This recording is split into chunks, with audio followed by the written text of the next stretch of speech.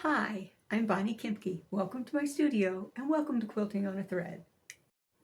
So the topic of this video is going to be winding your bobbin, and that's going to include any necessary adjusting of the bobbin winding mechanism on your machine. To get started, you're going to need thread. You may want one of the spool caps. You'll need an empty bobbin. And you'll need the number 3 Allen wrench out of your toolkit. I also like to have the purple thing handy to test my bobbin wind at the end. All right, so you're positioned here where you can see the 2 spool holders, the thread mast, winding mechanism, and the tensioning discs. There's also a little cutter here. You'll notice that my tensioning knob has a black mark on it. When this machine came to me, it had a raised nivet there. There's just a raised element that lets me know that that's where my tensioning knob is pointed to. I'm nearsighted, can't see it. I took a black marker and just wrote, drew a line on top of the little rib that's on there, the little elevated area that's on there, just so that I can see when I ever have to adjust the tension. It should come to you from the factory perfectly set for tensioning, but if you ever need to adjust it, having that mark helps to clarify how much you're moving. Now the next thing before you wind a bobbin to note is that, let me use this, there's a little rib on both of these sides, a little divot cut in there. That's where you're going to wind your thread to on your bobbin. So I always put a bobbin case on, a bobbin on, and then I look for that line. Mine is misadjusted. It's a little bit too far off of the lip of the bobbin, because what's happening is, you may or may not see, there's little eyes in here. Those are sensors. Those sensors tell the bobbin mechanism to stop winding when the thread reaches that point. That's too far off of the edge of my bobbin. I want it just inside the edge of my bobbin. So to adjust that, you need the 3mm Allen wrench that came with your machine. So you just come in here and loosen this up. Remember, it's righty-tighty, lefty-loosey. So you want to get in there and loosen that up just a little bit so that you can move this little carriage. And I just want to move it ever so slightly. Did you see? I only moved it just a tad. Let me put my glasses on and make sure it's where I want it. Yes. So now the edge of my bobbin completely covers that line. So I'll come in here and I will tighten this back up. So that's how you adjust this if it's overfilling your bobbins or if it's underfilling your bobbins. You adjust using this little nut and you just push it. It's best to have a bobbin in place so you can see how that works. Now you notice on my bobbin there's also a black mark. That's so I can tell how my bobbin is moving. So now that my bobbin is on the machine, you have 2 spool posts. Typically you use this spool post towards the front of your machine, towards the head of your machine, for threading your machine, and this spool post for winding your bobbin. That's if you're doing both at the same time. If you're just threading a bobbin or you're just threading your machine, you can use either post. It's just, that's a convenience. So I drop my cone on my post. So I have the cone holder there. Then I will use, if necessary, a spool topper to hold the spool in place, but as you can see, this cone is pretty sturdy, so I don't need that. So then I come up here and you want to go ahead and thread through one of your eyelets. If you're using the back post, you want to use the back eyelet, front post, front eyelet.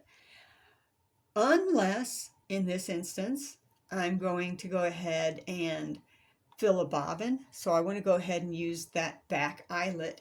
That just lets the thread guide better through the machine. Through the mechanism. So I have this thread. It's got some rough edges on it, so I'll use the cutter to cut the thread. And I'm going to go from the bottom and back of this little eyelet. Gotta put my glasses on. I'll come through the back of this little eyelet, through that hole, pull the thread out through that hole. Now I always find it beneficial to take my thread in both hands when I take it through the tensioning discs.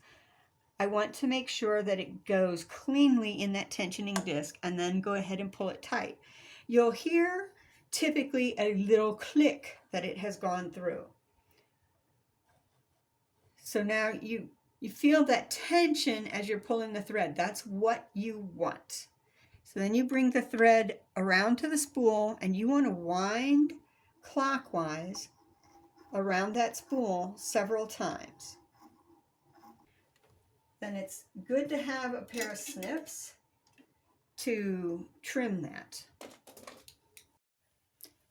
So now that I've trimmed that tail of the bobbin thread and I've powered on the machine, I'm ready to go ahead and wind the bobbin.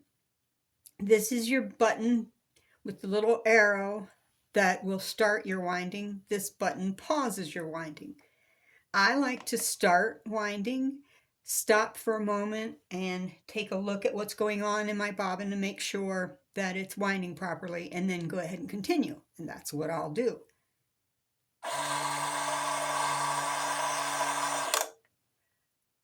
So that's looking pretty good. I want to get that extra thread out of the way and go ahead and continue.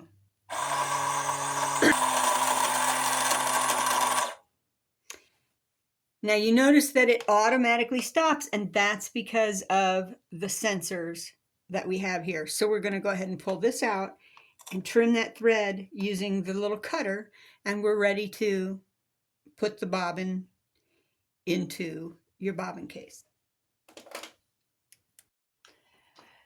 So now that we've trimmed that, trimmed the bobbin and pulled the bobbin spool off of the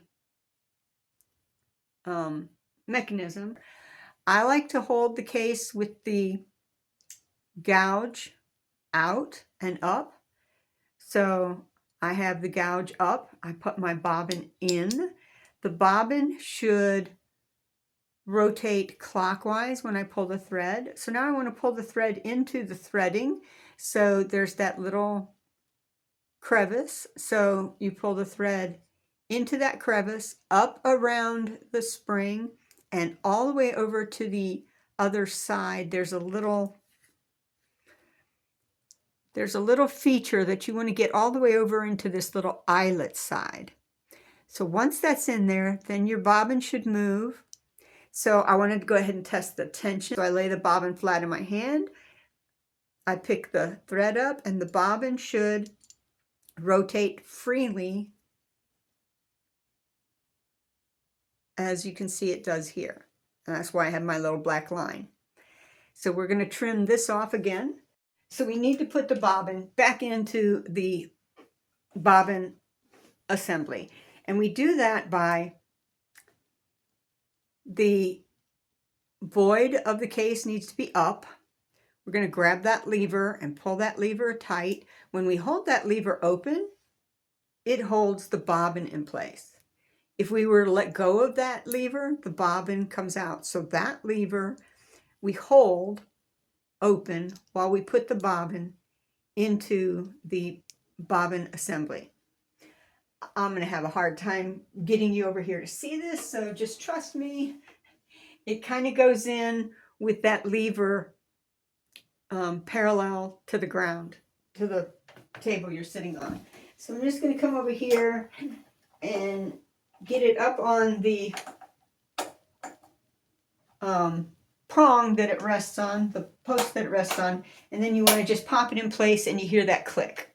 You don't have to see it to be able to do it. What you have to do is hold that lever open until you have the bobbin and the lever, the bobbin case and the bobbin on the post that it mounts on. Let go of the lever and then press, and you'll hear that click that you heard when I put this in place.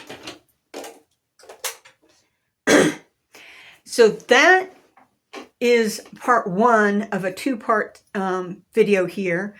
It's part one, and I'm going to come back in just a few minutes and film a whole new video on threading your machine. I broke these into two pieces so that you're not watching. If you're interested in how to wind your bobbin, you've got the first half, and if you're interested in how to thread your machine, you have the second half.